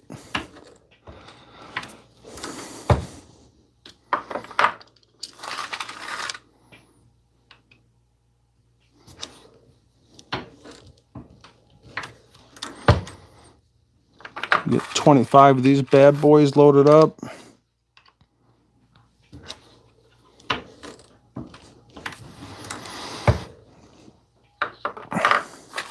And so MR Pink is saying, wow, those are going to zip, and you're damn straight. And actually, I want this brass to expand and fire form to its fullest capabilities. Plus, kind of doing this for a reason. I want to get this gas block set up for the high end of the spectrum. Let's make sure it functions properly. And then we're truly not going to know what powder drop rate we're going to work with until we can do that load development. And once we get some fireform brass, I'm pretty sure it's going to expand up to that roughly 1.217. Then we can finally bump that headspace back precisionally. Is that even a word, precisionally? In regards to precision, 0.03 of an inch back from fireform. So actually, I think I'm going to move you guys over here so you can get a better view.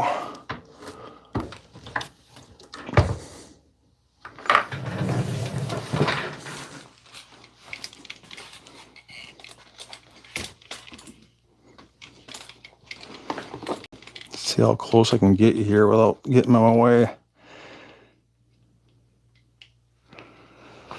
Let's try that. I think I can still get in here.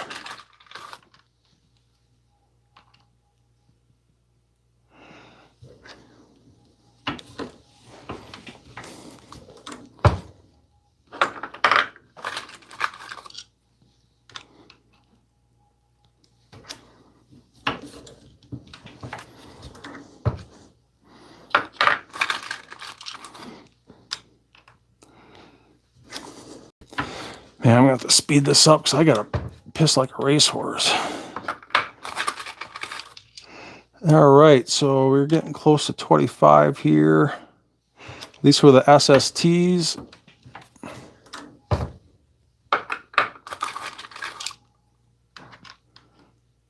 Same box of bullets that we seeded for Scott's Grendel. So same lot and everything. We're probably going to shoot these side by side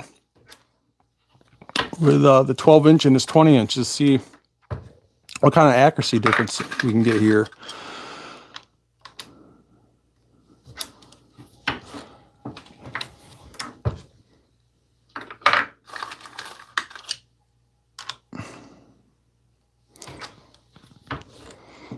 And that's it, at least for the SSTs. So let's move on to the ELDMs. I'm going to back this up just a little bit so you can see my pretty face.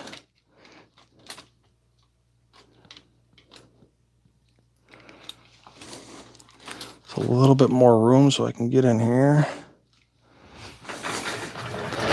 All right.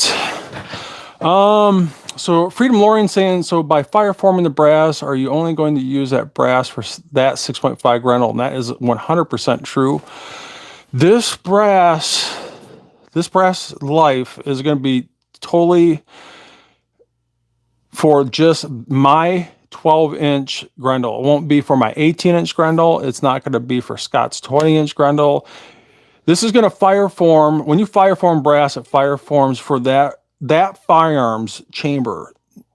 And even if you buy 20 of the same rifles, same brand name, same model number, Each one might have a little bit different headspace. One might fire form at 1.217, and one might fire form at 1.215, and the next one might fire form at 1.216 or whatever. Like I said, rifle bores, and especially the rifling, are like a fingerprint. Especially, for example, say like they just chucked up a new chamber bit when they're boring out that chamber. Or say the bit is on its last leg. It might not fully bore out that headspace or the throat identical. It might be a little bit different.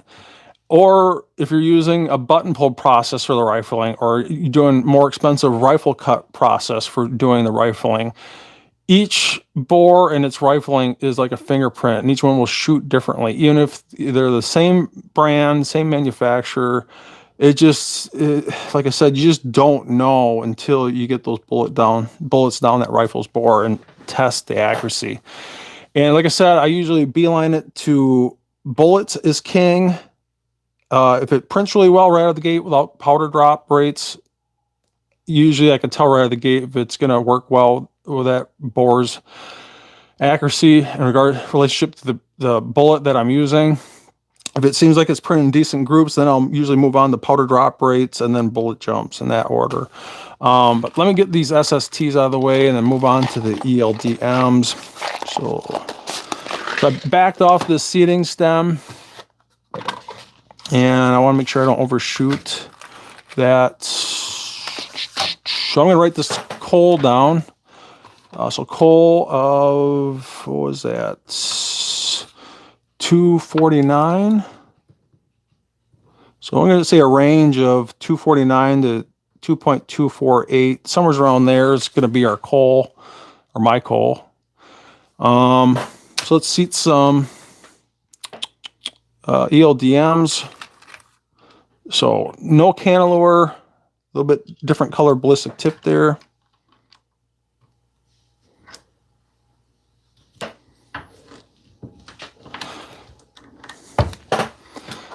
So I'm measuring coal, not off ogive, so I'm taking this off, re-zeroing. Calipers are re-zeroed. And this is at 269, and we need 248, 249-ish, somewhere around there. So I'm going to keep on going, screwing down the seating stem, righty-tighty, screwing it down until we achieve 249. So 265. This will probably be really, really close.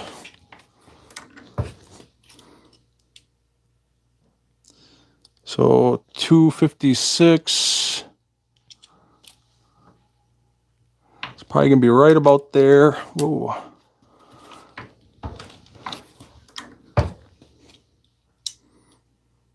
So 252. So I bet that's right there, 249.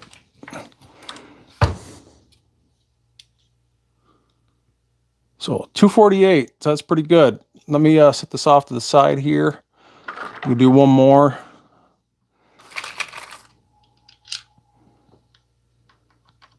So like I said, I'm shooting for that 248, 249.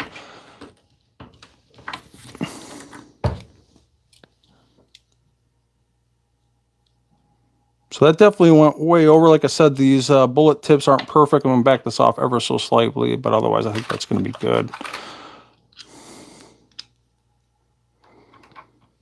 Like I said, we're just fire forming brass here.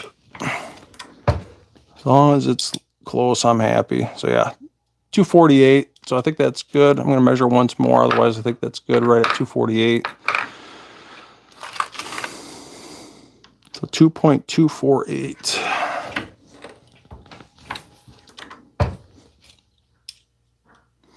Yep, so 2475, so we'll just say 248. So that should be plenty fine. So at that point, you don't want to screw around with chasing the coal. Like I said, those bullet tips aren't perfect. They can be off a couple thousandths plus or minus. Last thing you want to do is try and chase that coal. It will never happen.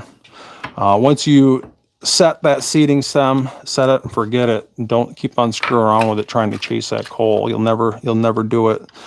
Like I said, if you want the utmost precision in regards to measuring the seating depth of that bullet, you really should be using a bullet comparator like this. Otherwise, I'm going to finish these up. I'm going to wrap this up. Hopefully you guys learned something. Like I said, if you haven't missed the other 2 parts of this series, me being on vacation, loading for my 12-inch 6.5 Grendel.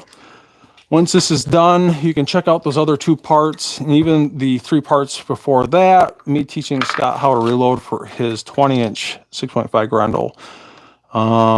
Man, if you really want to learn how to reload, and you watch every single second of that video series, and you don't know how to reload, you just don't want to learn. I'm just kidding.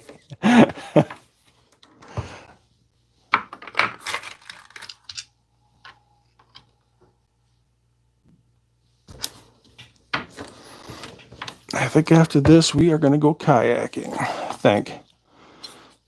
Maybe. Yep. Still at 248, so that looks really good.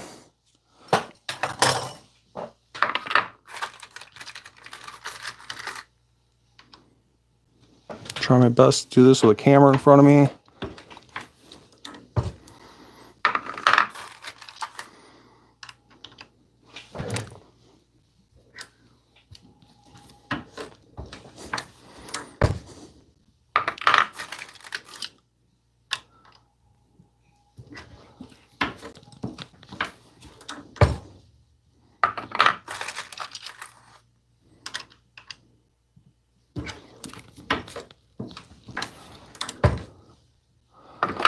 And I'm hoping that 12-inch upper is here early this week.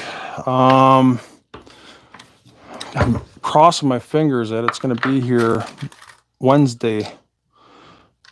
And if it's not by Wednesday or Thursday, I might have to start that series some other week. So I got a freaking wedding to go to this next weekend. Now I'm not going to have time.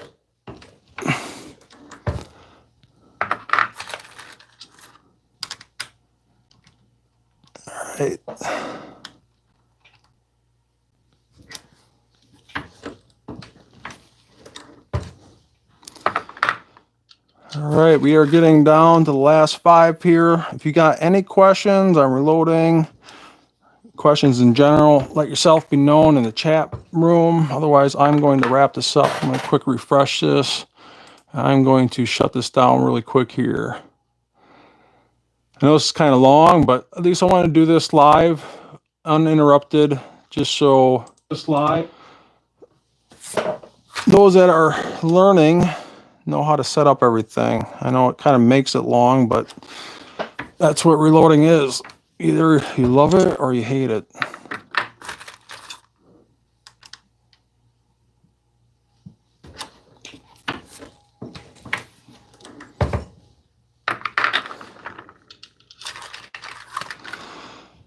And that's pretty much it. Definitely check out our website on EP Integrations, www.epintegrations.com.